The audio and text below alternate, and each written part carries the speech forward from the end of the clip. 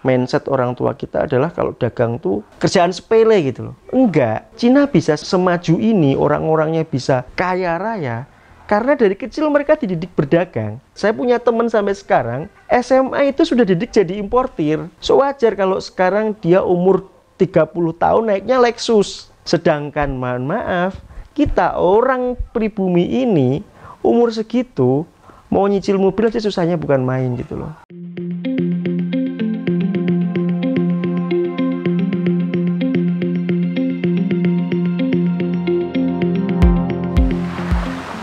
Assalamualaikum warahmatullahi wabarakatuh. Terinspirasi dari kisah Nabi Musa ketika sakit berdoa pada Allah.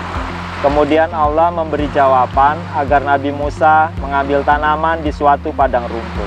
Singkat cerita, Nabi Musa sembuh dari penyakit. Sampai suatu waktu sakitnya kembali kambuh. Nabi Musa langsung mengambil tanaman di padang rumput.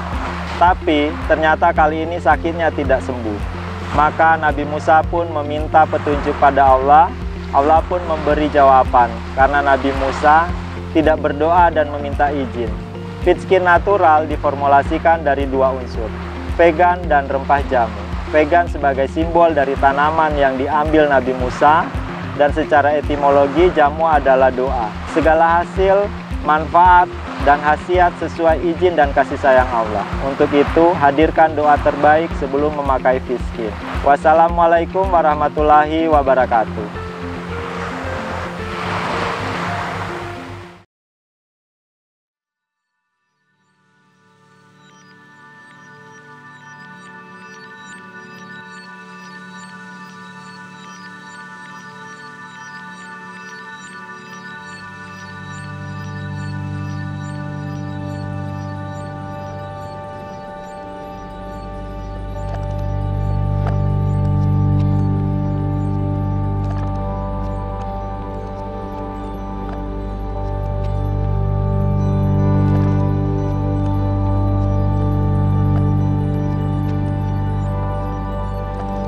Halo teman-teman, nama saya Mas Wahid. Saya salah satu konten kreator di YouTube dan Instagram. Akhirnya saya bisa manfaatkan sosok saya atau keterkenalan saya untuk membuka banyak usaha. Salah satunya adalah berburu mobil impian. Kalau dulu tuh orang mau beli mobil, jangankan second, baru aja orang harus datang ke showroom. Untuk saat ini, kita bisa support orang dari seluruh Indonesia yang pengen punya mobil second tanpa melihat unitnya dulu, tapi langsung transfer dan unit kita kirim. Jadi bener-bener effortless bagi para pemesan. Berjalannya waktu sekarang memang banyak usaha pendukung lainnya. Ada namanya Autogaya. Kita ciptakan untuk memenuhi kebutuhan pasca dapatnya mobil pesanan. Jadi sebelum kita kirim, kita salon dulu. Kalau ada perbaikan, kita perbaiki dulu. Kita detailing dulu, kita coating dulu. Kemudian ada namanya tim pengantaran PMI. Ini bertugas mengirim setelah unit dari Autogaya. Kemudian muncul lagi usaha tambahan ketika berburu mobil impian ini sudah dipakai 1-2 tahun, dia kan akan bosan nih, dijualah ke om second. Tugasnya adalah menjual barang. Jadi jual beli ada, pesanan ada. Orang tersebut akan pesan lagi di PMI. Jadi siklusnya itu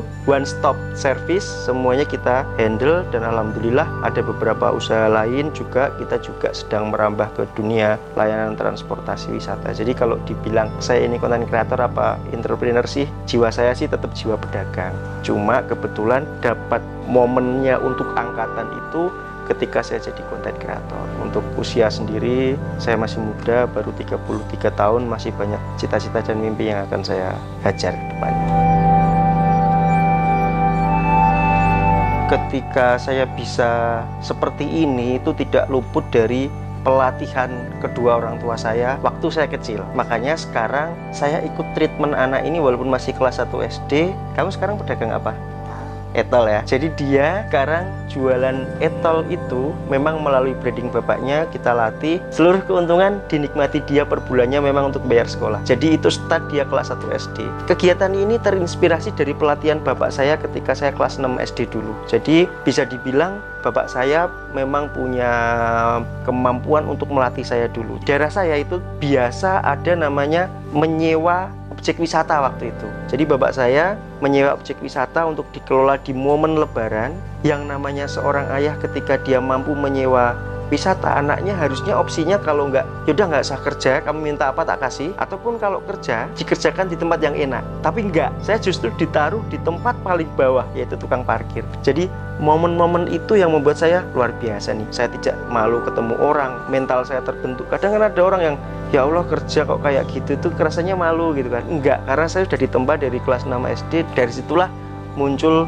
Mas Wahid yang rai gedek dasteng. Wajahnya itu nggak punya rasa malu kalau untuk kebaikan, dan dasteng itu artinya dia kuat. Ada halangan apa akan kita tembus. Puncaknya adalah ketika SMA, bapak sudah meninggal, ibu tidak bekerja, adik-adik juga tidak bekerja. Akhirnya saya sekarang sudah terbiasa bekerja, itulah saya bekerja dari tukang ojek, saya bekerja dagang dan lain-lain, sehingga mengantarkan saya yang seharusnya saya tidak mau kuliah karena saya akan fokus nyekolah kedua adik saya itu, untuk bekerja sehingga mereka bisa sekolah. Saya bisa berhasil berangkat ke Semarang, merantau kuliah, walaupun hanya bekal. Saya ingat betul berangkat ke Semarang itu 2006, saya hanya bekal alat mandi sama satu setel baju, dan saya bisa bertahan hingga saat ini 15 tahun dari 2006 di Semarang.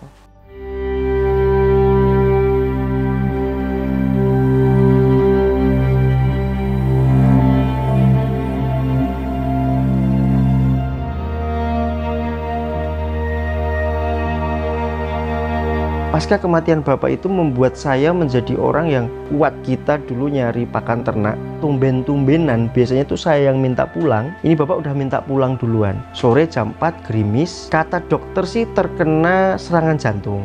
Singkat cerita adalah meninggal di tempat. Posisinya jauh dari pemukiman.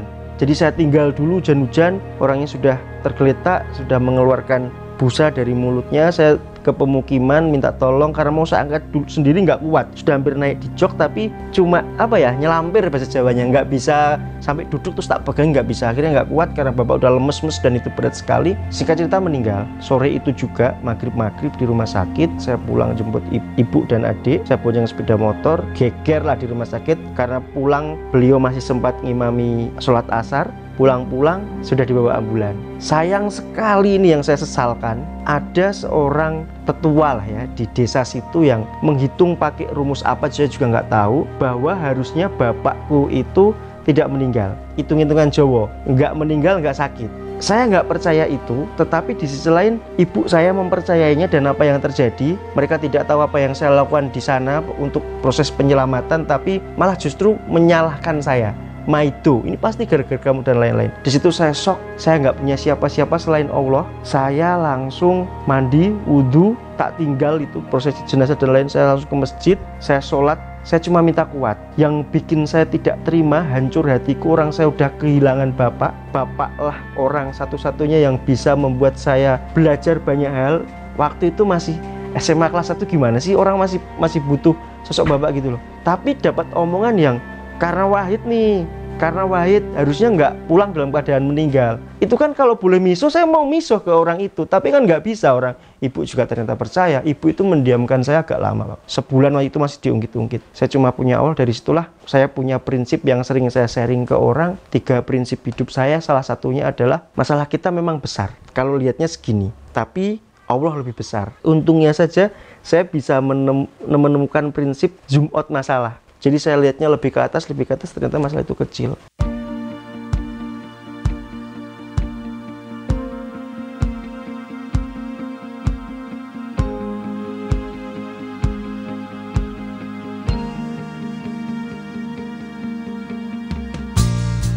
Kalau dikatakan ekonomi kurang, itu nggak kurang kalau menurutku. Cuma setelah bapak meninggal itu kan bisa dibilang kita semacam nggak punya pemimpin. Saya bisa jadi pemimpin, tapi ibu saya juga bisa jadi pemimpin gitu. Program kerjanya ibu saya adalah jangan jual apapun peninggalan bapak, hanya untuk murni itu aset berhenti. Sementara realnya, kenyataannya kita butuh hidup, ibu tidak bekerja, sekolah itu butuh banyak, operasional butuh banyak. Ilmu ini yang membuat saya mengenal kata diferensiasi. Saya jadi tukang ojek, Tukang ojek itu kan umumnya mangkal di pangkalan, di pertigaan besar, ngantar ke pelosok-pelosok. Saya kalau mau segitu paling cuma dapat 10.000. Sementara pengeluaran saya lebih dari 10.000 karena nyangoni adik, beli bensin, bayar sekolah, ninggali ibu untuk makan sehari itu. Akhirnya ngojek, tapi kita spesialis luar kota. Itu 2004 atau 2003 lah, saya lupa. Dan ternyata laris. Hampir setiap hari saya jalan keluar kota dengan motor peninggalan bapak. Dari situlah saya punya duit. Dari itu saya bisa bayar SPP adik saya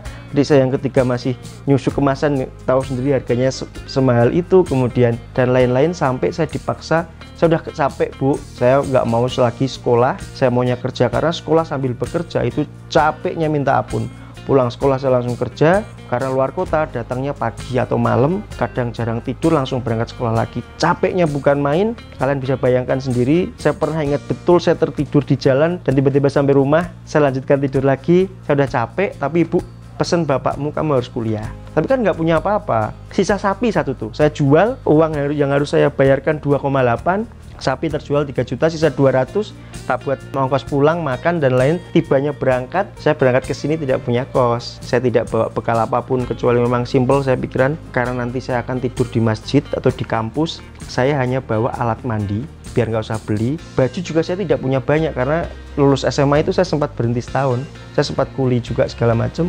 Dan benar, akhirnya 2006 saya memulai babak baru kehidupan. Saya merantau di Semarang. Memang niat tidak akan balik lagi apapun yang terjadi. Soal saya tidak bisa makan, soal saya hidup rekoso, biarkan orang desa ngertinya saya sukses di Semarang. Maka kalau cuma makan sisa cabai gorengan tadi malam, tak makan hari ini sama nasi sama pakai cabai, itu hal yang biasa.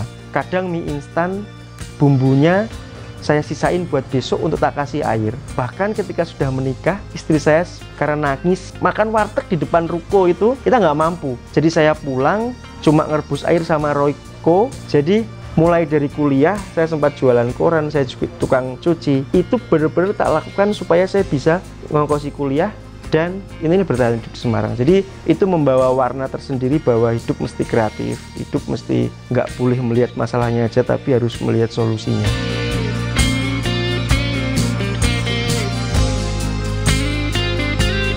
Kalau berkarir itu sejak saat kuliah memang. Jadi saya sebelum kuliah itu saya niat ke Semarang, saya harus punya jodoh sama harus punya usaha gede.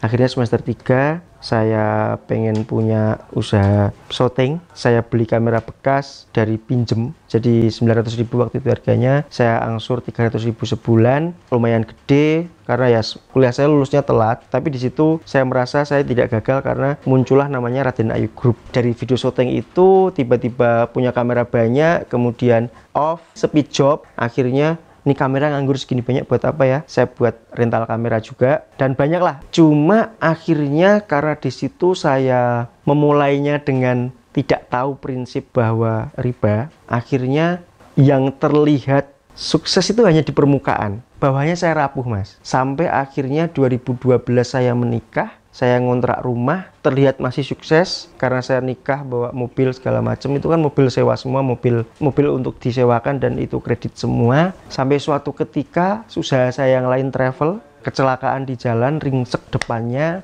pengemudinya adik kandung saya sendiri. Yang membuat saya rapuh adalah ternyata untuk mengganti-ganti rugi itu saya nggak punya duit. Dari situ saya dari subuh sampai jam 12 tidak berhenti menghubungi untuk pinjam duit. Ternyata serapuh itu saya. Akhirnya saya jual semua aset yang travel itu, saya gunakan untuk beli rumah ini. Dibantu dengan support mertua, karena mertua masih sanggup bantu saya. Setahun atau 6 bulan kemudian, saya juga terpaksa jual atau tutup usaha saya yang lain, tutorial mengemudi. Jadi ada namanya kursus mengemudi, mobilnya kreditan semua. Di situ saya menemukan namanya Saptuari Sugiharto. Di situ saya disadarkan bahwa hukuman teringan dari riba adalah berzina dengan ibu kandungnya sendiri. Hukuman apalagi yang ada seberat itu? Katakan ada yang menyebut juga berperang melawan Allah dan Rasulnya, ya nggak mungkin bisa menang.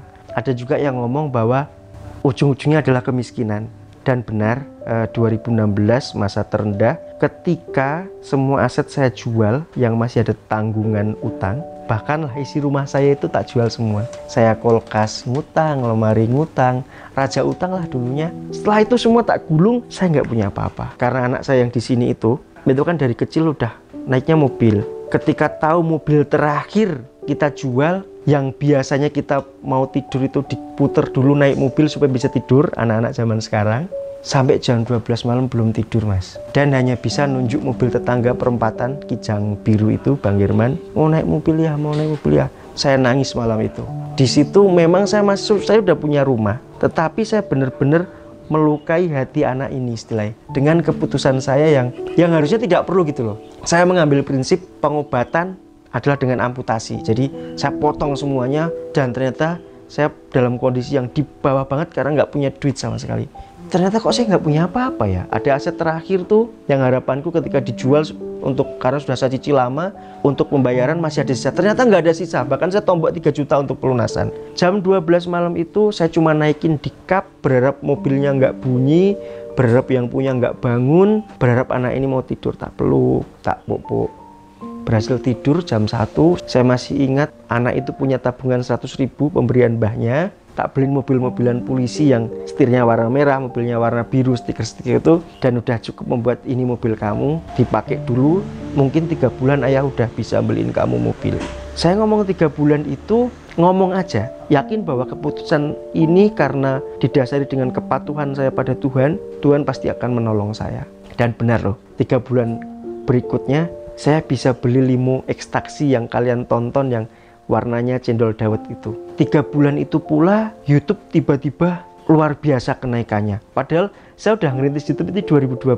Kenapa sih baru 2015 ke 2016 boomingnya? Berarti selama ini benar-benar seakan-akan ada. Memang saya sedang ditantang perang sama Tuhan. Trik apa lagi coba yang belum saya lakukan? YouTube saya belajar ketiga guru yang waktu itu internet marketer masih belum banyak segala macam. Saya masih pemain lama, pemain tunggal. Waktu terberat adalah ketika Tuhan mencuci kita. Udah itu. Banyak orang yang dicuci, kadang ada yang berhasil, ada yang gagal. Saya berharap teman-teman semua yang menonton video ini ketika lagi dicuci oleh Tuhan, sabarlah, gak akan lama kok. Masih banyak masa manisnya yang akan diberikan nanti sebagai hadiah dari Tuhan. Seperti yang terjadi pada diri saya, YouTube yang saya kadang-kadang akan mengangkat, ekonomi saya juga dikabulkan, subscriber meningkat pesat, kolaborasi konten kreator nasional datang ke sini, otomotif nomor 1, 2, 3 benar-benar datang ke Semarang. Ada yang ke rumah saya, Mas Ridwan Hanif itu, ada yang nyamperin ke hotel, saya diajak ke hotel, diwawancara, dieksplor channel saya, dieksplor kegiatan-kegiatan saya. Benar-benar itu mengangkat saya dengan cepat.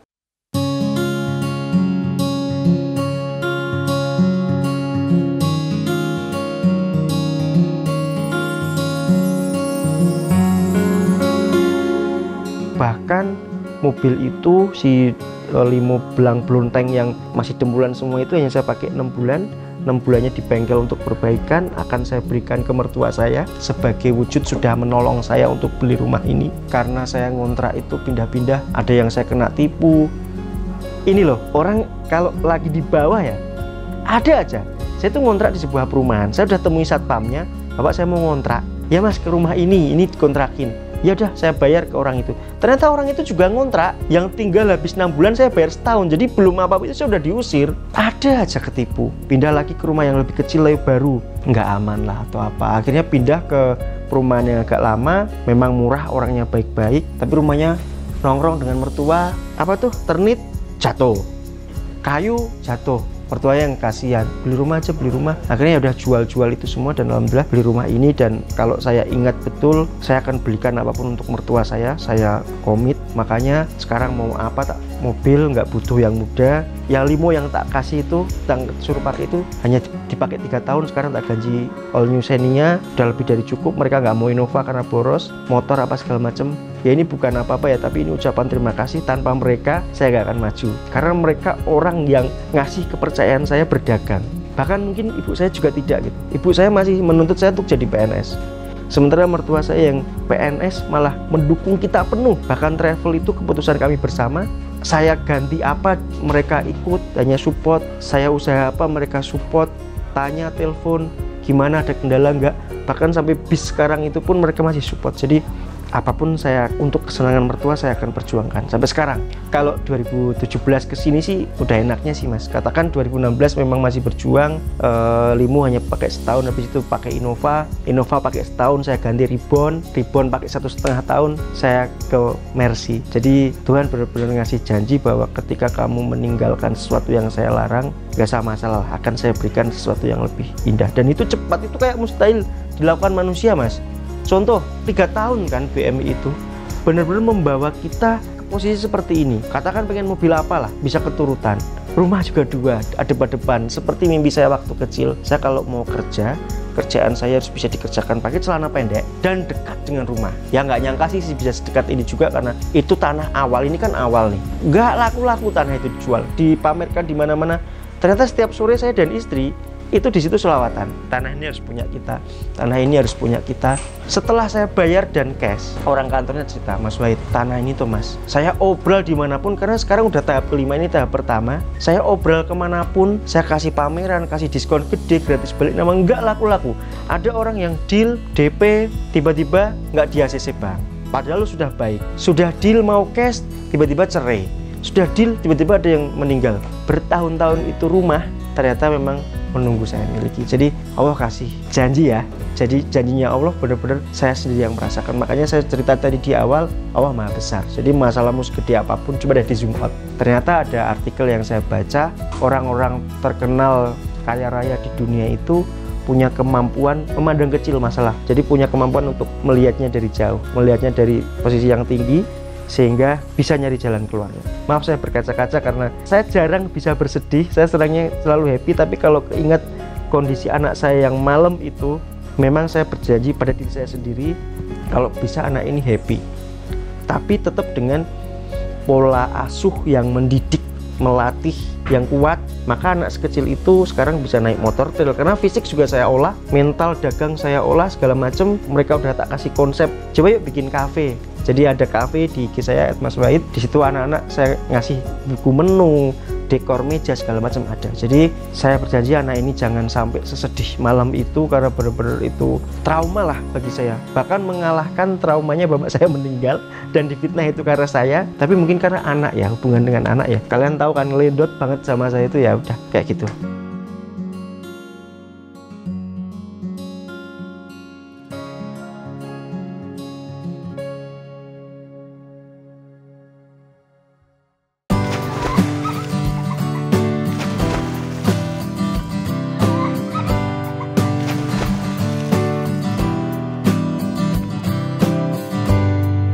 Ini tidak instan sebenarnya.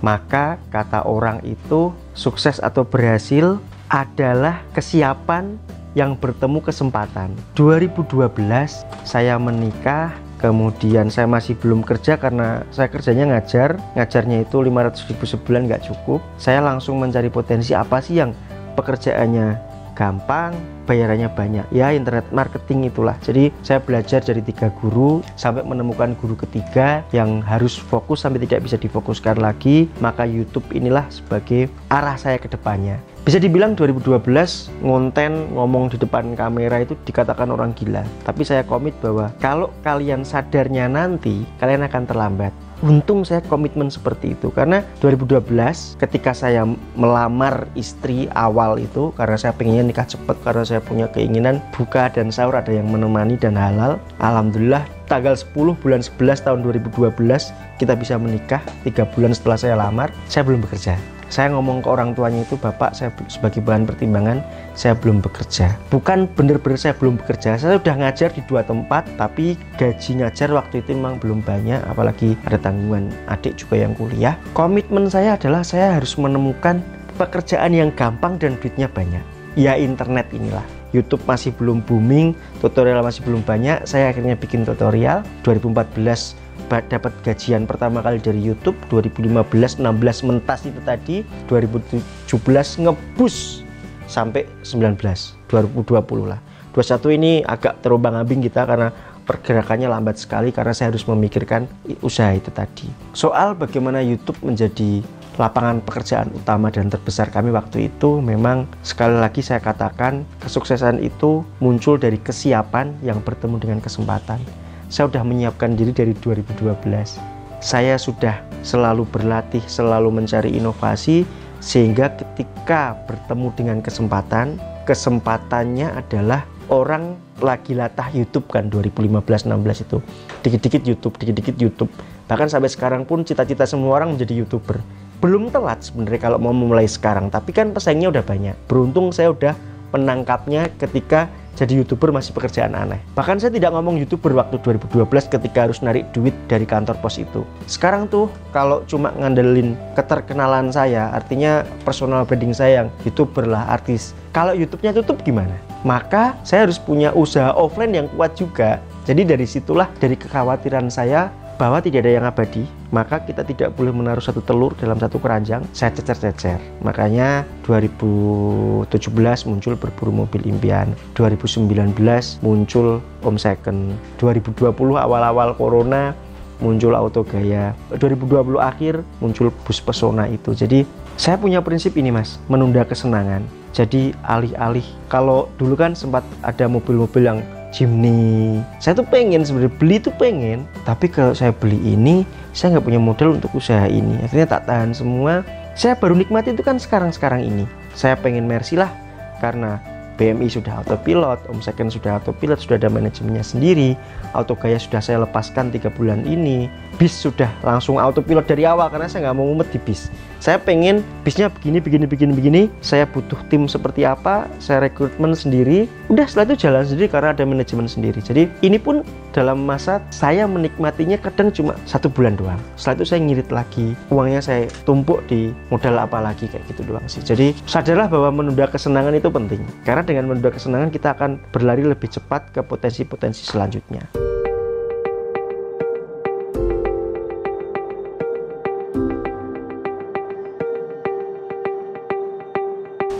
Kalau dibilang itu ketidaksengajaan, iya. Karena niat saya cuma tulus dari awal saya main YouTube itu kan, cuma bikin tutorial. Pertama tutorial mengemudi, sukses. Banyak yang komen, saya bisa mengemudi hanya melihat video Anda. Kan mustahil kudune. Orang mengemudi itu susah. Kadang grogi, harus ada pendamping yang bikin sabar. Tetapi dengan tutor-tutor tentor atau kadang cuma suaminya atau keluarganya malah kadang marahin. Mereka akan lebih tenang ketika saya kasih omong, tenang, itu kalian lepaskan dikit aja mobilnya jalan. Jadi dengan mengajar melalui YouTube itulah, dengan bahasa saya yang setenang ini, dengan background saya sebagai guru yang mengerti psikologi murid-murid saya, ternyata saya bisa mengajar ke seluruh orang Indonesia. Jadi dalam tanda kutip maidone ibu saya tadi, saya posisi keluar terakhir itu kepala sekolah. Bodoh kamu, orang sudah jadi kepala sekolah, ngapain keluar hanya jadi YouTuber? Ijazah gurumu nggak kepake bla bla. Tenang, saya tetap jadi guru, saya bilang begitu. Ternyata saya jadi guru mengemudi. 2 juta orang komentar, nyaris semuanya bisa melihat mobil hanya dengan melihat video saya. Setelah orang bisa mengemudi, saya lalu berpikir kalau orang sudah bisa mengemudi harus bisa merawat mobil dong. Saya latih mereka untuk merawat mobilnya sendiri, ganti oli, ganti ban, bersihin filter segala macam. Oke semua. Maka dia pantas dong punya mobil gitu. Akhirnya kalau beli mobil baru, mereka nggak perlu pakai tutorial karena tinggal ke showroom beres. Nah kalau mau beli second ini harus dikasih tutorial, bagaimana ngecek bodinya, bagaimana ngecek mesinnya, bagaimana ngecek surat-suratnya, bagaimana cara test drive. 4 video itu saya buatkan secara tulus, tidak ada ilmu yang saya tutupi. Bahkan ciri-ciri mobil bekas tabrak itu tak kasih tahu. Itu kan semacam aib yang ditutup-tutupi kan dari dulu kan, itu tabu. Orang mengajar mobil bekas tabrak itu nggak boleh. Bahkan saya sempat diteror itu awal-awal itu. Ngawur itu, ilmu penting kamu bagi-bagikan di YouTube. Udah amat lah udah. Bagaimana cat ulang ciri-cirinya, bagaimana dempulannya keras, bagaimana test drive, bagaimana. Dari video yang saya kasihkan semuanya tidak ada ilmu yang saya tutupi sedikit pun. Mungkin kalau semua berangkat dari hati, mungkin sampai ke hati orang ya, bahkan sampai penontonnya. Maka ada satu orang namanya Ica tuh dari Kebumen. Dia WhatsApp, Mas cariin mobil dong, saya mau beli mobil tapi lewat Mas Wahid aja. Lah kan tutorial udah tak bikin Mbak, saya bilang begitu. Akhirnya nggak tak balas, nggak tak respon lagi. Pikirku begini lah, tutorial aja semua tak bikin, kamu milih sendiri tuh bisa, aku bilang. 4 hari kemudian WhatsApp, Mas kok dicuekin? Oh kalau mau serius kasih uang dong, aku bilang. 400.000 aja udah buat muter-muter. Pikirku tak cariin, nanti bensinku nggak ada yang ganti. Akhirnya saya dikasih uang 400.000, saya buat keliling Jawa Tengah, nemu mobil, Mbak udah ada nih, silahkan dibayar. Enggak mas, Mas Wahid aja yang bayar, uangnya tak transfer ke Mas Wahid. Nah, kita teleponan aja nggak pernah Mbak, cuma WhatsAppan waktu itu. Saya takut, aku bilang nggak usah mas, ya udah kirimi KTP-mu. Harusnya dia yang minta KTP-ku karena akan transfer ke rekeningku dalam ratusan juta, tapi saya yang minta KTP-nya dia karena saya takut mungkin itu money laundry, kan bisa aja. Alasan saya untuk pelunasan. Dah tak bayar, pagi-pagi tuh geger, istri saya nangis. Hati-hati ya, uangnya orang banyak, 100 juta, 127 juta atau berapa, tak bayarkan.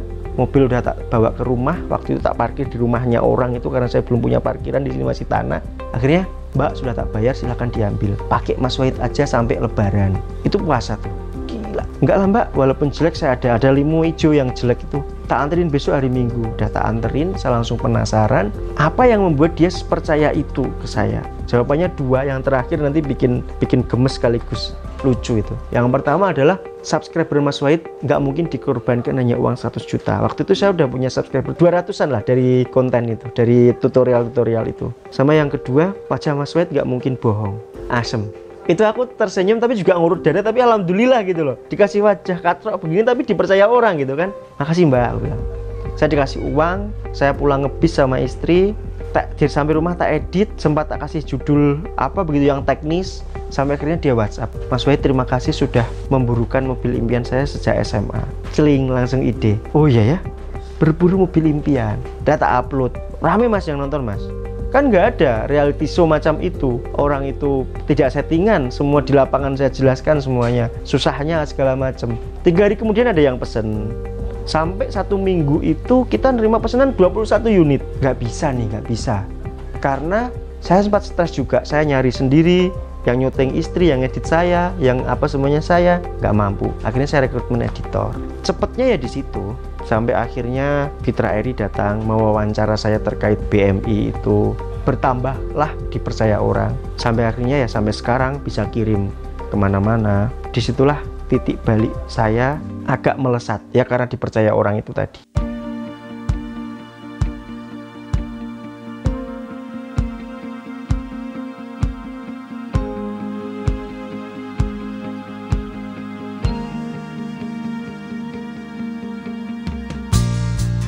Kalau saya sendiri, yang paling saya ingat adalah ketika berburu Avanza dengan budget yang sangat mepet, yang saya sudah katakan, Mas ini dapatnya paling bekas rental, aku bilang. Gak apa-apa mas, mau bekas rental, mau bekas PT, pokok kalau Mas Wahid yang nyari itu bagus. Tapi di situ entahlah, bukan saya menantang diri saya sendiri untuk dapat baik, enggak. Tapi yang pesen orang kerja di luar negeri, TKI, ngumpulin duit itu susahnya. Pengen punya mobil 125 juta kalau nggak salah. Saya sampai 16 kali atau apa, saya lupa. Pokoknya banyak banget, saya berburu sendiri, hujan-hujan, nyetir sendiri. Sampai sehari itu saya kemana-mana ngecek 3 unit, setengah 9 malam saya belum menyerah, hujan-hujan, nemu iklan baru yang baru ditayangkan 12 menit sebelumnya, saya hubungi masih, gak parah nih, mobilnya bagus, atas nama PT Rental, tapi bukan rental, jadi dipakai oleh manajernya. Ini bagus nih, bayar mas, uangnya memang sudah dititipkan ke saya.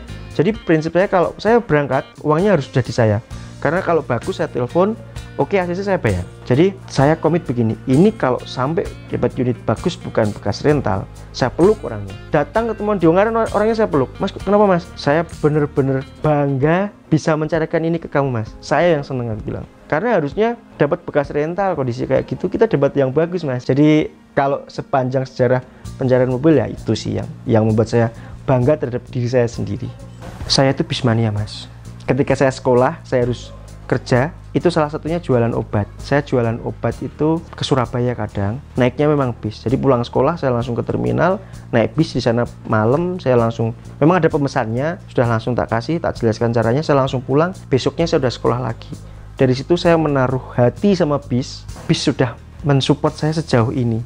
Murah, cepat, tepat waktu. Ya soal aman dan nyaman waktu itu memang mungkin belum, tapi sekarang kan bis banyak yang nyaman dan aman, sehingga saya menjadi penyuka bis. Tapi kan bis mania nggak seperti sekarang yang oleng om atau apa, atau direkam nggak. Dulu penyuka bis itu hanya duduk di terminal lihat bis itu udah seneng, nabung, kalau punya duit ya beli tiket, ikut rute itu, pulang lagi. Udah sebatas itu. Kadang menemukan kebahagiaan ketika tidur di bis, hujan-hujan, itu seneng semuanya. Jadi memang suka. Sampai suatu ketika cita-cita tertinggi seorang bismania kan punya bis sendiri kan. Nah ini menarik, saya baru tahu akhir-akhir ini kok aneh gitu. Tiba-tiba ibu nang aku nek ning Semarang, nanti kalau aku ke Semarang aku ditumpake bis lu gua ngarep dhewe ya. Oh iya siap. Itu beliau baru WhatsApp setelah saya 5 bulan punya bis gitu.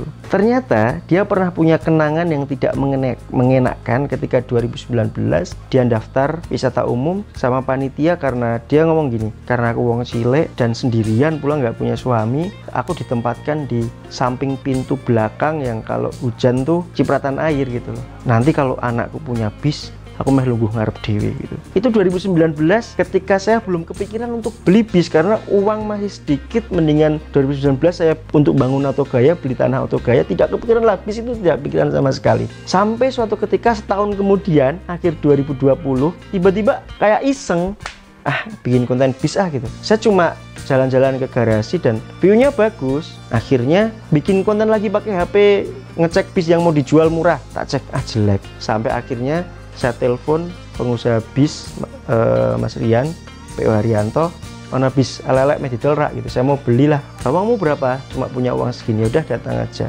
Tak beli, dan cuma selang 3 bulan 4 bulan, setahunnya saya udah punya 3 bis. Jadi semudah itu mungkin saya punya bis dengan gampang itu karena salah satu nadarnya adalah ucapan orang tuaku tadi, dan terpenuhilah. Dia duduk di paling depan, mobilnya kosongan, saya cuma pakai driver, co-driver, ada saya sama anak istri doang, jalan-jalan keliling, sudah.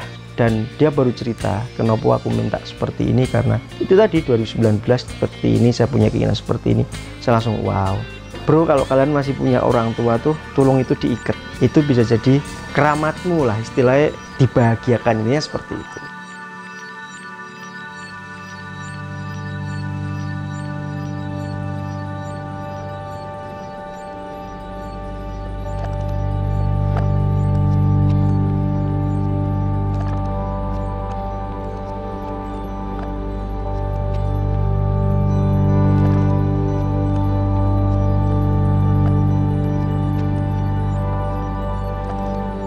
Apapun kondisi kalian, mau kaya, mau miskin, mau apapun lah, mau sehat, mau apa, kalau kalian masih hidup, itu artinya kalian pasti dikasih masalah. Kalian pasti nggak enak hidupnya. Kalau enak di surga, nah maka dari itu, masalah-masalah itu tadi, sekali lagi, karena itu pasti ada, dan setiap orang punya porsi yang berbeda. Dulu saya waktu masih gelandang, tidak punya apa-apa, saya malah tidak pernah sakit. Saya malah tidak pernah merasakan makan nggak enak. Walaupun yang saya makan adalah seenggak enak-enaknya makanan. Saya nggak pernah merasakan sedih karena tidur saya kedinginan dan diubin. Tetapi ketika saya sudah punya seperti ini, saya justru merasakan leher yang sakit di jam 3 pagi karena kaku walaupun saya sudah tidur di kasur yang harganya jutaan. Dari titik kecil itulah betapa adilnya Allah. Betapa bahwa rumput tetangga lebih hijau itu benar. Karena itulah tugas kita sebagai manusia adalah tetap berbaik sangka pada Allah, tetap harus melihat masalah itu kecil karena Allah lebih besar. Yang pertama itu.